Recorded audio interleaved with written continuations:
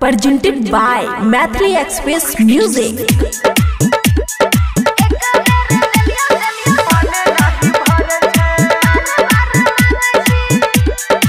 खुशी recording studio Baluaha. केतना समझियो तोरा बात के नहीं माने छी। टाइम पर हमारा से मिले नहीं आवे छी। एक बेर दिलियो कहियो बार बार मांगे छी। एक बेरी कोइला से के मने नहीं भरे छे। प्यार में गे जान उ सब हई ना जरूरी छे। प्यार में गे जान उ सब हई ना जरूरी छे। एक बेर दिलियो कहियो बार बार मांगे छी। एक बेरी कोइला से के मने नहीं भरे छे। DJ good Madhubani, DJ good Madhubani.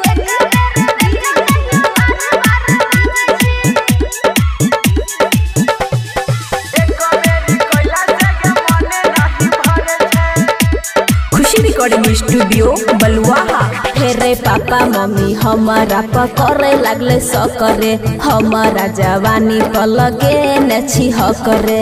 बनबो मरा तोहर कहे छियो सच गे। तोरा पर छौरी हमर पूरा छे हक गे। कसल जवानी हमर छौरा तू ना से छी। कसल जवानी हमर छौरा तू ना से छी। एक बेर दिलियो कहियो बार बार मांगे छी। एक बेरी कोइला से के मने नहीं भरे छे।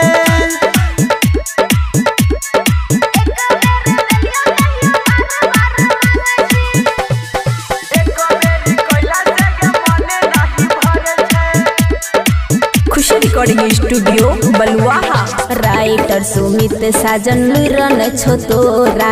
छोटे छोटे रहे हमर दोनों टिकोरा। चरह छो उमर दुनु बारह छो तोरा।